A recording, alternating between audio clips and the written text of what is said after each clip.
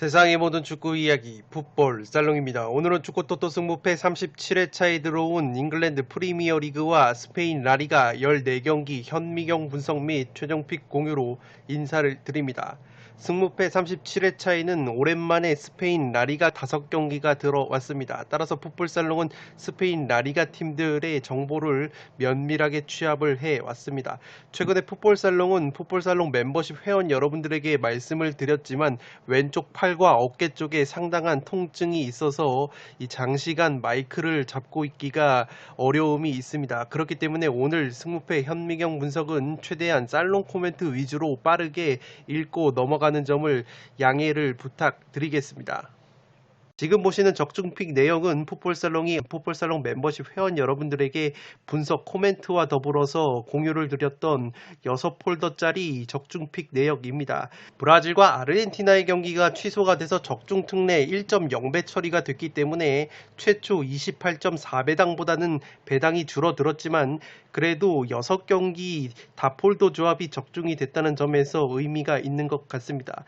풋볼살롱의 배팅 스타일을 아시는 분들은 잘 아시겠지만 굉장히 다폴더 고배당을 추구를 합니다. 그런데 최근에는 풋볼살롱이 매 회차마다 본전픽, 복구픽 개념으로 저배당 픽도 찍어서 소개를 해드리고 있습니다. 지금 보시는 이 본전픽 같은 경우에도 새 폴더로 조금은 저배당 안정적인 확신픽 위주로 공유를 드렸고 5.3배당이 적중이 됐습니다.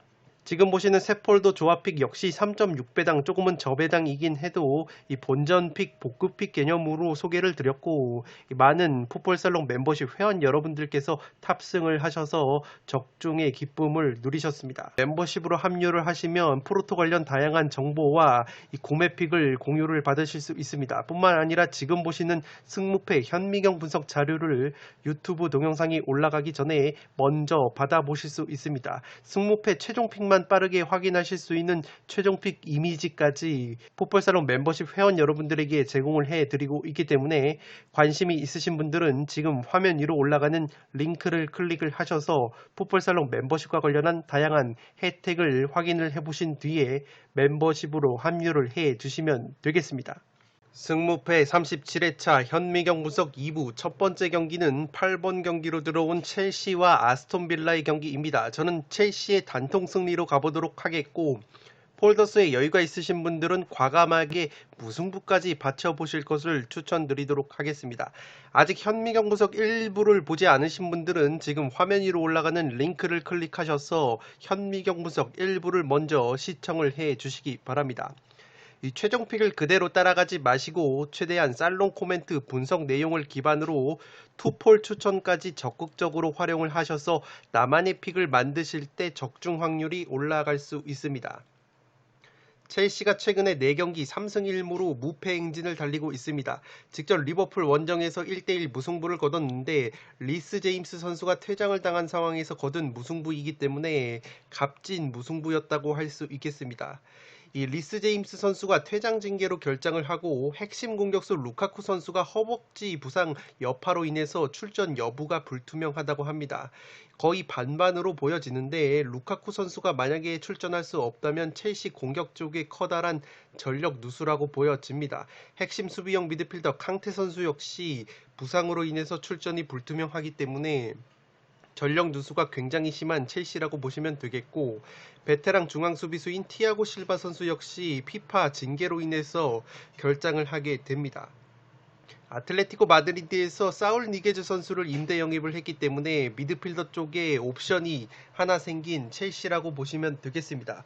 공격수 티모 베르너 선수가 독일 대표팀에서 무려 3경기 연속골을 넣었기 때문에 만약에 루카쿠 선수가 나오지 못한다면 베르너 선수가 공백을 메워줘야 하는 과제가 있습니다.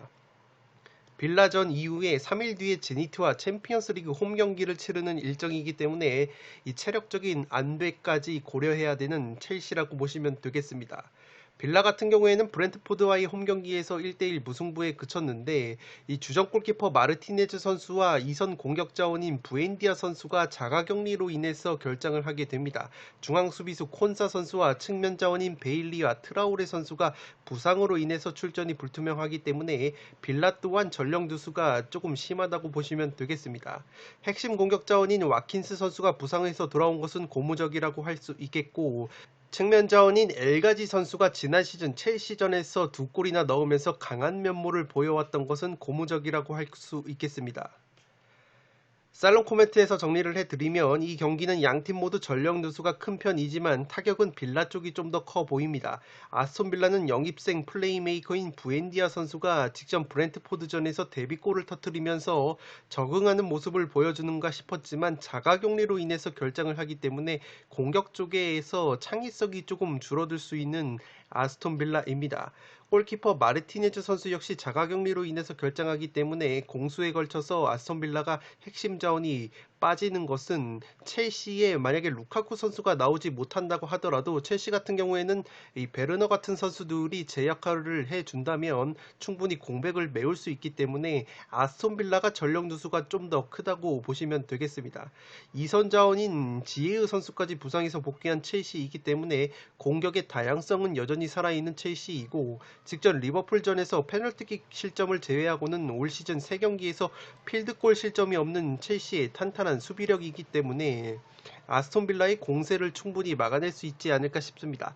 다만 제가 투폴 추천으로 무승부까지 추천을 드리는 이유는 아스톤 빌라가 핵심 공격 자원인 와킨스 선수가 부상에서 돌아왔고, 최전방에 데니 잉스 선수가 골 결정력이 있는 한방이 있는 선수이기 때문에 지난 시즌 첼시를 상대로 1승 1무 좋은 기억이 있었던 빌라이기 때문에 첼시가 만약에 루카쿠 선수가 나오지 못하는 상황 속에서 베르너 선수가 또다시 골 결정력 부족을 드러낸다면 빌라가 의외로 선전을 하면서 무승부까지 가져갈 수 있는 경기이지 않나 싶습니다. 따라서 8번 경기는 저는 첼시의 단통 승리로 가보도록 하겠고, 폴더스에 여유가 있으신 분들은 무승부까지 추천을 드리도록 하겠습니다. 9번 경기는 스페인 라리가 경기인데 레반테와 승격팀 라요가 맞붙습니다. 저는 승패 투폴로 가면서 이변을 노려보도록 하겠습니다. 레반테 같은 경우가 올 시즌 승리가 없습니다. 리그 3경기 2무 1패를 달리고 있는데 그래도 홈에서는 레알 마드리드를 상대로 3대3 무승부를 거두면서 귀중한 승점 1점을 따냈습니다. 레반테가 기본적으로 홈에서 지난 시즌부터 강세를 보이는 팀이기 때문에 라요를 상대로 승리를 충분히 거둘 수 있는 경기라고 보여지고, 제가 승패를 가르는 이유는 최근 라요와의 상대 전적을 보시면 3승 3패로 승패가 갈리는 흐름이 있습니다. 베테랑 공격수 솔다도 선수를 영입을 했는데 솔다도 선수가 부상 중이기 때문에 나설 수가 없고, 베테랑 수비수 아스날 출신의 무스타피까지 영입을 했는데 무스타피 선수가 과연 라리가에서 좋은 모습을 보여줄 수 있을지 의문점이 조금은 듭니다. 지난 시즌 맹활약을 했었던 측면 자원인 데프루토스 선수가 부상으로 이탈을 했기 때문에 오른쪽 측면 공격 위주의 측면 공격을 전개하는 레반테의 공격이 이 위력이 반감이 될 가능성이 있어 보입니다. 이 승격팀 라요 같은 경우에는 지난 시즌에 2부 리그 6위밖에 차지를 하지 못했는데 승격 플레이오프 막차를 타서 극적으로 1부 리그를 승격을 한 팀입니다. 직전 그라나다와의 홈경기에서 4대0 완승 깜짝 승리를 거둔 라요인데 이 올 시즌 원정에서는 아직까지 승리가 없습니다. 2연패를 당하고 있는데 그래도 첫 2경기 원정 경기가 세비야, 소시에다드라는 강팀과의 경기였기 때문에 패할 수밖에 없었다고 보시면 되겠습니다. 라요라는 팀을 모르시는 분들을 위해 조금 설명을 해드리면 기본적으로 4-2-3-1 포메이션을 주로 사용을 합니다. 측면 공격 위주로 전개를 하고 다이렉트 플레이로 조금은 빠른 공격 전개를 선호를 합니다. 주요 선수로는 주장을 맡고 있는 오스카 트레오 선수가 있고, 이 선수가 그라나다전에서 1골 2도움으로 맹활약을 했습니다. 왼쪽 측면에 알바로 가르시아라는 선수도 지난 시즌 10개의 어시스트를 올린 선수인데 그라나다전에서 한 골을 넣은 바 있습니다. 베테랑 공격수 팔카오까지 영입을 한 라요이기 때문에 충분히 전력 누수가 있는 레반테를 상대로도 화끈한 경기를 할 수 있지 않을까 싶습니다.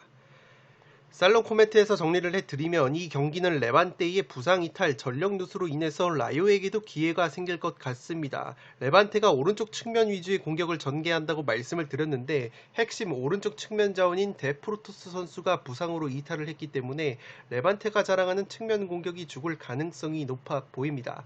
레반테가 측면 공격이 강한 동시에 측면 수비는 매우 취약하기 때문에 측면 공격에 강점이 있는 라요의 측면 공격을 막아내는 데 있어서 애를 먹을 수도 있지 않나 싶습니다. 라요가 4-2-3-1 포메이션 체제에서 좌우 측면에 가르시아, 파라손이라는 윙어를 배치를 하는데 이 두 선수가 키가 160cm대에 아주 다부지고 빠른 선수들이기 때문에 레반테가 측면 수비가 약하다는 점에서 라요의 측면 공격이 통할 가능성이 있어 보입니다. 양팀 과거 맞대결 흐름이 무승부가 없는 빠꾸 없는 양상이 있다고 말씀을 드렸기 때문에 이번에도 무승부보다는 난타전 양상 속에서 승패가 갈리지 않을까 싶습니다. 라요가 직전 그라나다를 4-0으로 완파한 상승세와 특유의 측면 공격을 살릴 수 있다면 의외로 원정에서도 사고를 칠 수 있지 않나 싶습니다. 다만 레반테가 기본적으로 홈에서 강한 팀이고 홈에서는 올 시즌 레알 마드리드와의 경기에서도 3-3 무승부를 거뒀을 정도로 홈에서만큼은 저력이 있는 팀이기 때문에 모랄레스 같은 베테랑 공격자들이 활약을 해준다면 레반테에게도 승리 가능성이 충분한 경기라고 보여집니다. 따라서 저는 9번 경기는 승패 투폴로 가면서 이변을 노려보도록 하겠습니다. 10번 경기는 빌바오와 마요르카의 경기인데 과감하게 단통 무승부로 가보도록 하겠습니다. 빌바오가 최근 리그 3경기 1승 2무로 또다시 무자비 면모를 보여주고 있습니다. 직전 셀타비고 원정에서는 1-0 승리를 거두면서 시즌 첫 승을 신고하기는 했는데 빌바오가 지난 시즌부터 문제인 것이 최전방에서 방점을 찍어줄 수 있는 확실한 공격수가 없다는 점입니다. 물론 여러 선수들이 골고루 번갈아 가면서 득점을 하는 것은 장점이라고 볼 수 있겠지만 이 선수들이 막힌다면 또다시 마무리가 안 된다는 약점이 있습니다. 지난 시즌부터 이냐키 윌리엄스, 비아리브레, 베렌게르 같은 선수들이 골고루 득점을 해줬지만 확실한 피니셔의 부재가 항상 약점으로 꼽히는 것이 빌바오입니다. 이 장신 공격수 산세트 선수가 최근에 중용을 받았는데 산세트 선수가 최근에 무릎 부상을 당하면서 출전 가능성이 반반이라고 합니다. 산세트 선수가 나오지 못한다면 베테랑 공격수 라울 가르시아 선수가 최전방에서 공격을 이끌을 것으로 보이고 여름 이적 시장에서 이렇다 할 영입 선수가 없었기 때문에 이 전력 보강은 이루어지지 않았습니다. 물론 유망주들을 콜업을 해서 스쿼드를 탄탄히 한 면은 있지만 유망주들을 콜업을 한 것은 그렇게까지 전력 보강에 이 힘이 되지는 않을 것으로 생각이 됩니다. 마요르카와의 상대 전적을 보시면 5승 1무로 압도적인 우위를 보이고 있는 빌바오이기 때문에 충분히 자신감은 있을 것으로 보입니다. 3경기 1승 2무 과정에서 1골 2실점, 여전히 부족한 득점력이 문제라고 보시면 되겠고 마요르카 같은 경우에는 승격팀인데 3경기에서 2승 1무 무패를 달리고 있습니다. 지난 시즌 2부 리그 2위로 승격을 했는데 우리나라에 이강인 선수를 영입을 하면서 기성용 선수에 이어서 이강인 선수까지 두 번째 마요르카의 선수가 됐습니다. 마요르카에는 일본의 메시라고 불리는 쿠보 선수가 활약을 하고 있기 때문에 이강인과 쿠보의 호흡도 조만간 볼 수 있지 않을까 싶습니다. 마요르카는 기본적으로 이 섬 쪽에 위치를 하고 있어서 우리나라로 치면 제주 유나이티드 같은 느낌으로 홈에서 강한 모습을 보여줍니다. 마요르카는 1부 리그로 승격을 하면서 비아레알 출신의 공격수 니뇨 선수를 영입을 하면서 최전방에 무게감을 더했습니다. 플레이메이커 다니 로드리게스 선수가 에스파뇰전에서 결승골을 넣고 최고 평점을 기록을 했습니다. 유려한 패스 축구 느낌은 아니고 중원에 지금 살바세비아라는 베테랑 이 중원 자원이 있고 로드리게스 선수 역시 30살이 넘은 나이이기 때문에 중원 쪽에 베테랑 자원이 굉장히 많습니다. 또한 이강인 선수가 합류가 됐기 때문에 이 중원 쪽에서 패스가 좋은 자원들이 많다는 점을 체크를 해 주시기 바랍니다. 상대 수비 뒷공간을 노리는 침투 패스와 롱 패스가 강점이라고 보시면 되겠는데 이 빌바오가 홈에서 무게중심을 끌어올리는 팀이기 때문에 자칫 잘못하다가는 마요르카의 이 베테랑 중원 자원들 그리고 우리나라의 이강인 선수가 패스 한 방이 있기 때문에 뒷공간이 털릴 수 있는 위험 요소가 있는 경기라고 보시면 되겠습니다. 살롱 코멘트에서 정리를 해드리면 이 경기는 마요르카가 빌바오를 상대로 의외로 승점 1점 정도는 가져갈 수 있는 저력이 있지 않을까 싶습니다. 빌바오 같은 경우에는 마르셀리노 감독 특유의 4-4-2 포메이션에서 홈에서는 무게중심을 상당히 끌어올리는데 마요르카에는 베테랑 살바세비아를 비롯해서 우리나라의 이강인 같은 날카로운 스루패스와 롱패스 한 방이 있는 자원이 있습니다. 따라서 빌바오의 수비 뒷공간이 위험에 노출될 가능성이 있어 보입니다. 기본적으로 마요르카가 원정보다는 홈에서 강한 면모가 있는 팀이기 때문에 홈에서 다부진 성적을 보여주는 빌바오를 상대로 승리까지는 힘들어 보입니다. 빌바오가 올 시즌 3경기에서 2실점밖에 하지 않은 것처럼 마요르카는 그보다도 더 짠물 수비인 3경기 1실점 탄탄한 수비력을 보여주고 있기 때문에 빌바오가 또다시 특유의 빈공을 보여준다면 홈에서 무승부로 덜미가 잡히지 않을까 싶습니다. 마요르카가 개막전에서 강호 베티스와 1대1로 비겼을 정도로 경기력 자체가 괜찮기 때문에 제 아무리 홈에서 빌바오가 강점을 보인다고 하더라도 특유의 빈공이 나온다면 마요르카의 무승부로 덜미가 잡힐 수 있는 경기이지 않나 싶습니다. 따라서 이 경기는 단통 무승부로 가보도록 하겠습니다. 11번 경기는 에스파뇰과 아틀레티코 마드리드의 경기인데 에스파뇰의 단통 패배로 가보도록 하겠습니다. 폴더스에 여유가 있으신 분들은 무승부까지 받쳐보실 것을 추천드리도록 하겠습니다. 에스파뇰 같은 경우에는 지난 시즌 2부 리그 우승을 차지하면서 1부 리그로 승격을 했습니다. 마요르카와 승점이 동률이었는데 마요르카와의 상대 전적에서 앞서면서 우승을 차지했습니다. 주요 선수로는 엠바르바라는 측면 자원이 있고 공격수 라울 데 토마스라는 결정력이 좋은 공격수가 있습니다. 지난 시즌 23골이나 넣었던 라울 데 토마스 선수이고 공격수 푸아도 선수 역시 지난 시즌 12골을 넣어주면서 공격 자원들의 화력이 나쁘지가 않습니다. 물론 1부 리그로 올라와서는 아직까지 2무 1패로 승리가 없는 에스파뇰인데 아틀레티코 마드리드와의 상대 전적을 보시면 최근에 3승 1무 2패로 나쁘지 않은 흐름이 있습니다. 홈에서는 2승 1무로 1부 리그 시절 아틀레티코만 만나면 강해졌던 에스파뇰이기 때문에 충분히 자신감 자체는 한껏 충만할 것 같습니다. 4-4-2 포메이션을 주로 활용을 하고 측면 공격을 전개를 합니다. 안더레흐트 출신의 공격수 디마타까지 영입을 하면서 화력을 강화한 에스파뇰이고 중국의 우레이 선수가 활약을 해서 우리나라 팬들에게도 조금은 익숙한 면이 있습니다. 올 시즌 3경기에서 아직까지 득점포가 없기 때문에 반드시 아틀레티코를 상대로 득점포를 가동을 해야 하는 에스파뇰인데 한번 터지기 시작하면 충분히 계속해서 화력을 뿜어낼 수 있는 공격 자원을 갖추고 있는 것으로 생각이 됩니다. 비아레알과의 홈 경기에서 0대0 무승부를 거뒀고 오사수나 원정에서도 0대0 무승부를 거둔 바 있습니다. 아틀레티코는 1부 리그 우승팀이죠. 아틀레티코 같은 경우에는 비아레알과의 홈경기에서 2대2 무승부를 거뒀는데 리그 3경기에서 2승 1무로 조금은 꾸역승이 많은 느낌이 들고 있습니다. 아틀레티코 마드리드는 여름 이적 시장에서 그리즈만 선수를 바르셀로나에서 재영입을 했습니다. 우디네스의 플레이메이커 데파울 선수도 합류를 했고 헤르타 베를린의 에이스 마테우스 쿠냐까지 영입을 했기 때문에 공격 쪽이 좀 더 빵빵해진 면이 있습니다. 사울 니게즈 선수를 첼시로 임대 이적을 시켰고 수아레즈 선수가 최근에 몸 상태가 별로 좋지 않기 때문에 앙헬 코레아 선수가 올 시즌 3경기 3골로 제 몫을 해주고 있는 모양새입니다. 에스파뇰전을 치르고 3일 뒤에 포르투와 챔피언스리그 홈경기를 치르는 일정이기 때문에 A매치를 소화하고 돌아온 선수들의 체력 안배가 필수일 것으로 보입니다. 살롱 코멘트에서 정리를 해드리면 지난 시즌 1부 우승팀과 2부 우승팀 에스파뇰의 맞대결입니다. 액면가로는 아틀레티코의 우세가 점쳐지는 경기이지만 위험 요소가 있는 경기로 보여집니다. 아틀레티코의 얀 오블락 골키퍼의 실점이 늘어나고 있고 슬로베니아와의 A매치에서도 연거푸 실점을 하고 돌아온 오블락 선수입니다.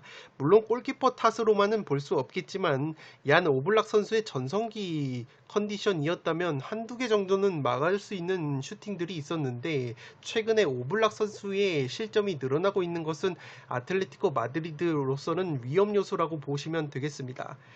에스파뇰 같은 경우에는 측면 공격이 강한데 측면에 엠바르바, 최전방에 라울 데 토마스라는 골 결정력이 있는 선수들이 많습니다.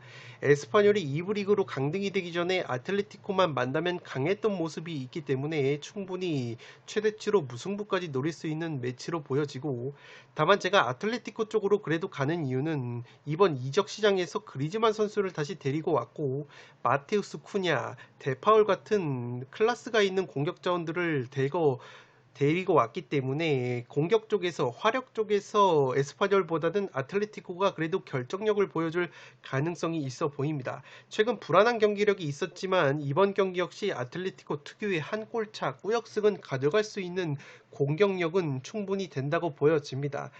에스파뇰의 탄탄한 전력과 최근 상대 전적에서의 팽팽함, 그리고 아틀레티코의 체력적인 누수, 챔피언스 리그 일정을 고려를 한다면 이 경기 역시 최대치로는 무승부까지 가져갈 수 있는 매치이지 않나 싶습니다. 따라서 11번 경기는 에스파뇰의 단통 패배로 가보도록 하겠습니다.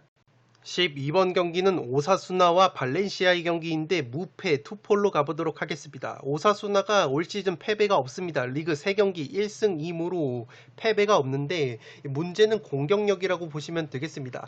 카디스전에서 3대2 역전승을 거두긴 했는데 페널티킥 골이 2골이나 됐습니다. 올 시즌 필드골을 좀처럼 많이 만들어내지 못하고 있는 오사수나이고, 오사수나는 이적 시장에서 에이바르 출신의 베테랑 공격수 키케 가르시아 선수를 영입을 하면서 최전방 골 결정력을 보완을 했습니다. 오른쪽 측면 자원인 바르아 선수가 부상으로 아웃이 됐고, 최전방에 뚝배기가 좋은 장신 공격수 부디미르 선수 역시 부상으로 인해서 출전이 불투명합니다. 오사수나가 중원 쪽에서 이 경쟁력이 좋습니다. 루카스 토로와 몬카yor라 같은 자원들이 다부진 모습을 보여주는 오사수나이고, 발렌시아 같은 경우에는 리그 3경기 2승 1무로 굉장히 순항을 거듭하고 있습니다. 헤타페 출신의 보르달라스 감독이 발렌시아의 감독으로 부임을 했기 때문에 이 지난 시즌 헤타페의 경기를 보신 분들은 아시겠지만 제가 헤타페 축구를 보고 넵다페 축구라고 항상 말씀을 드리는데, 발렌시아 역시 그대로 이식을 했습니다. 굉장히 빡세게 전방 압박을 하면서 거친 축구를 하고 있는데, 이 발렌시아가 보르달라스 감독 스타일을 굉장히 잘 흡수를 하면서 3경기 2승 1무 순항을 이어가고 있습니다. 이적 시장에서 바야돌리드 출신의 공격수 마르쿠스 안드레 선수를 영입을 했고, 리즈 유나이티드 출신의 공격수 엘데르 코스타, 그라나다 출신의 풀백 풀퀴에, 파라과이 출신의 중앙수비수 알데레티까지 영입을 하면서 이 약점 포지션으로 꼽혔던 포지션에서 알짜배기 영입을 한 발렌시아라고 보시면 되겠습니다. 살롱 코멘트에서 정리를 해드리면 의외로 올 시즌 두 팀이 비슷한 색깔을 보여주고 있습니다. 오사수나는 올 시즌 라리가 압박지표 최상위권을 달릴 정도로 전방에서부터 적극적인 압박 기조를 유지를 합니다. 발렌시아 역시 앞서 말씀을 드린 것처럼 헤타페 감독 출신 보르달라스가 부임을 하고 나서 헤타페스럽게 압박과 거친 파워를 섞는 적극적인 경기 운영을 펼치고 있습니다. 오사수나가 올 시즌 홈에서 2연속 무승부를 거두고 있는데 실점은 없지만 동시에 득점도 없습니다. 카디스전에서 페널티킥으로만 2골을 넣었다고 말씀을 드렸기 때문에 필드골을 만들어내는 득점력이 부족한 오사수나이고, 반대로 발렌시아 같은 경우에는 기존 자원인 곤살루 게데스 같은 공격 자원들이 제 몫을 해주고 있고, 이강인 선수는 떠났지만 여러 포지션에서 알짜배기 영입을 했기 때문에 상승세를 이어갈 수 있지 않을까 싶습니다. 항상 말씀을 드리지만 서로 비슷한 스타일의 기조라면 그 색깔을 더 잘 살리는 팀이 좋은 경기를 할 것이라고 항상 말씀을 드리는데, 헤타페 출신의 보르달라스 감독이 이러한 역동적인 축구, 서로 압박을 하고 거친 축구를 펼친다면 보르달라스 감독이 이끄는 발렌시아가 더 맛을 잘 살릴 것 같은 느낌적인 느낌이 있습니다. 다만 오사수나 역시 중원에서의 경쟁력이 있는 팀이고 홈에서 끈적한 수비력을 보여주고, 발렌시아는 특유의 원정고자 경기력이 나오는 팀이기 때문에 이러한 부분들이 겹친다면 최대치로 무승부까지 가져갈 만한 경기라고 보여집니다. 올 시즌 무패 행진을 달리고 있는 보르달라스의 발렌시아가 2선 공격 자원들의 퀄리티를 앞세운다면 원정에서 신승을 가져가는 그림도 그려집니다. 따라서 12번 경기는 무패 투폴로 가보도록 하겠습니다. 13번 경기는 리즈와 리버풀의 경기인데 무패 투폴로 가면서 이변을 바라보도록 하겠습니다. 리즈 같은 경우가 4경기 1승 2무 1패인데 아직 프리미어리그 경기에서는 승리가 없습니다. 번리 원정에서도 1대1 무승부에 그쳤던 리즈인데 지난 시즌에 리버풀을 만나서 굉장히 난타전 양상이 벌어졌습니다. 1무 1패로 열세이지만 홈에서 1대1 무승부를 거둔 바 있고 원정에서도 3대4로 아쉽게 한 골차 패배를 당한 바 있습니다.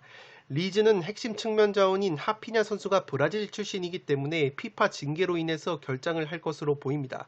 중앙 미드필더 클리우 선수 역시 코로나19 양성 판정으로 인해서 불투명하기 때문에 전력 누수가 조금 있는 리즈이고 맨유에서 측면 자원인 데니얼 제임스 선수를 영입을 했기 때문에 하피냐 선수의 공백을 바로 메워줄 수 있지 않을까 싶습니다. 지난 시즌 강팀과의 홈 경기에서 모두 무승부를 기록했던 리즈입니다. 아스날, 맨시티, 맨유, 리버풀을 상대로 모두 홈에서는 무승부를 거뒀던 리즈이기 때문에 의외로 홈에서는 무승부가 많다는 점을 체크를 해 주시기 바랍니다.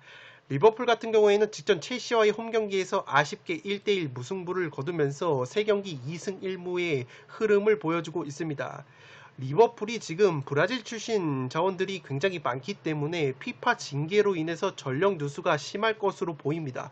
공격수 피르미누 선수, 알리송 골키퍼, 미드필더 파비뉴까지 모두 피파 징계로 인해서 나설 수가 없기 때문에 공수에 걸쳐서 전력 누수가 심한 것이 리버풀이고 그래도 고무적인 것은 지난 시즌 리즈 원정에서 비길 때 중앙 수비수 조합인 반다이크 선수와 마팁 선수가 모두 부상으로 결장을 했었는데 이번 시즌만큼은 반다이크와 마팁 선수가 모두 정상적으로 출전을 하고 있기 때문에 충분히 리즈 원정에서도 승리를 가져갈 수 있지 않을까 싶습니다. 살롱 코멘트에서 정리를 해드리면 양팀 모두 프리미어리그 최상위권의 압박을 자랑하는 팀입니다. 굉장히 역동적인 대결이 펼쳐질 것으로 생각이 되고 다만 A매치 차출 기간에 구단이 차출을 거부했던 양팀의 브라질 선수들이 피파로부터 징계를 받기 때문에 대거 출전이 불가능할 것으로 보입니다. 특히 리버풀 같은 경우에는 핵심 포지션에서 여러 선수들이 빠지기 때문에 리버풀 쪽의 전력 누수가 더 커 보이기 때문에 충분히 무승부까지 가져갈 만한 매치라고 보여지고 지난 시즌 두 팀이 난타전 구도의 맞대결을 펼쳤는데 리즈가 의외로 지난 시즌에는 홈에서 무승부가 많았습니다. 원정에서는 무승부가 단 한 번도 없는 빠꾸 없는 경기를 했던 리즈인데 홈에서는 무승부가 상당히 많았고 특히 소위 말하는 빅4라는 강팀들과의 홈 경기에서 모두 무승부를 거뒀을 정도로 다부진 모습을 보여준 바 있습니다. 더군다나 열렬한 홈팬들의 응원을 등에 업을 수 있는 이번 시즌이기 때문에 전력 누수가 심한 리버풀을 상대로 충분히 리즈가 사고를 칠 수 있는 경기이지 않나 싶습니다. 다만 리버풀이 전력 누수가 심하다고 하더라도 대체 자원이 골키퍼 포지션 외에는 많은 편이고 리즈 역시 핵심 자원들이 A매치를 소화하고 온 터라서 체력적인 누수도 비슷한 수준입니다. 리즈의 핵심 자원 칼빈 필립스와 이적생 데니얼 제임스가 A매치 기간에 혹사를 당했는데 특히 데니얼 제임스 같은 경우에는 팀원들과 손발을 맞춰보지 않은 상황에서 하피냐 선수까지 빠지기 때문에 체력적으로나 전술적으로 준비가 되지 않은 상태에서 선발 출전이 유력하기 때문에 이 위력이 떨어질 가능성이 있어 보입니다. 난타전 구도 속에서 최대치로 무승부가 그려지는 매치이고 그래도 리버풀의 승리를 가져가야 하는 이유는 최전방의 마네 선수, 조타, 살라 같은 결정력이 있는 자원들이 많은 리버풀이기 때문에 리버풀의 신승도 그려지는 매치이지 않나 싶습니다. 따라서 13번 경기는 무패 투폴로 가보도록 하겠습니다. 승무패 37회차 현미경 분석 마지막 경기는 카디스와 소시에다드의 경기인데 카디스의 단통 패배로 가보도록 하겠습니다. 폴더스에 여유가 있으신 분들은 무승부까지 받쳐보실 것을 추천드리도록 하겠습니다. 카디스 같은 경우가 오사수나와의 홈 경기에서 2대3으로 역전패를 당했습니다. 올 시즌 리그 3경기에서 2무 1패로 아직까지 승리가 없는 카디스인데 그래도 직전 경기에서 공격형 미드필더인 알렉스 페르난데스 선수가 2골이나 넣어주면서 제 몫을 해줬습니다. 소시에다드와의 상대 전적을 보시면 지난 시즌 2패를 당했기 때문에 열세라고 보시면 되겠고 소시에다드는 레반테와의 홈경기에서 1대0 승리를 거두면서 특유의 꾸역승으로 리그 3경기 2승 1패를 거두고 있습니다. 개막전에서 바르셀로나 원정에서 2대4로 대패를 당했는데 그 이후에 레반테, 라요를 상대로 1대0 신승을 거두면서 그래도 귀중한 승점 6점을 챙긴 소시에다드라고 보시면 되겠습니다.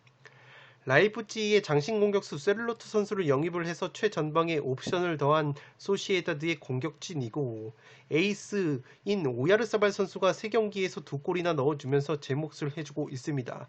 이 스웨덴 대표팀 공격수 이삭 선수 역시 대표팀에서 골맛을 보고 돌아오기 때문에 화력적으로는 소시에다드가 그래도 카디스보다 한 수 위라고 보시면 되겠습니다. 살롱 코멘트에서 정리를 해드리면 이 경기는 왠지 소시에다드가 페널티킥 구역 결승골을 넣으면서 신승을 거둘 것 같은 느낌이 듭니다. 직전 오사수나전에서 카디스가 페널티킥만 2개를 내주고 2대3으로 역전패를 당했는데 카디스가 박스 안에서 크로스나 개인기 수비가 상당히 취약합니다. 지난 시즌 라리가에서 페널티킥으로 최다 실점을 한 팀이 다름 아닌 카디스였다는 점에서 충분히 페널티킥을 내주고 소시에다드가 특유의 꾸역승 한 골차 신승을 거둘 수 있는 경기이지 않나 싶습니다. 소시에다드 같은 경우에는 지난 시즌 페널티킥 득점이 비아레알 다음으로 라리가 2위 팀이었기 때문에 박스 안에서 페널티킥을 얻어내는 데 있어서 일가견이 있는 팀이라고 보시면 되겠습니다. 소시에다드가 다비드 실바 같은 예리한 패스 한 방이 있는 선수가 있고 이삭이나 오야르사발 같이 침투와 기술력이 있는 공격수가 있기 때문에 카디스가 또다시 박스 안에서 수비 집중력을 잃게 된다면 소시에다드에게 페널티킥을 헌납을 하면서 허무하게 패배를 하는 그림이 그려집니다. 다만 제가 무승부를 추천을 드리는 이유는 소시에다드가 올 시즌 압박 라인이 상당히 높은데 카디스 같은 경우에는 무게중심이 낮고 롱볼과 측면 공격을 활용한 역습이 상당히 효율적으로 전개가 됩니다. 역습과 측면 수비에 약점이 있는 소시에다드이기 때문에 또다시 선제골을 넣지 못하고 이 삐리비리한 경기력을 보여준다면 카디스의 측면 역습 한 방에 일격을 맞을 가능성도 있어 보입니다. 카디스 선수들보다 주축 선수들이 A매치 체력 누수가 소시에다드가 크다는 점도 원정에서 덜미를 잡힐 가능성이 조금은 있는 경기이지 않나 싶습니다. 따라서 마지막 경기는 카디스의 단통 패배로 가는데 폴더스에 여유가 있으신 분들은 무승부까지 받쳐보실 것을 추천드리도록 하겠습니다. 네, 이것으로 스페인 라리가가 오랜만에 들어온 승무패 37회차 현미경 분석 1부와 2부 모두 마치도록 하겠습니다. 영상이 도움이 되신 분들은 좋아요와 구독 버튼을 눌러주시면 풋볼살롱 채널에 크나큰 힘이 됩니다. 구독 버튼 옆에 종 모양의 알림 설정을 해주시면 그 누구보다 빠르게 양질의 축구 승무패 프로토 관련 컨텐츠를 만나보실 수 있습니다. 지금까지 풋볼살롱이었습니다. 감사합니다.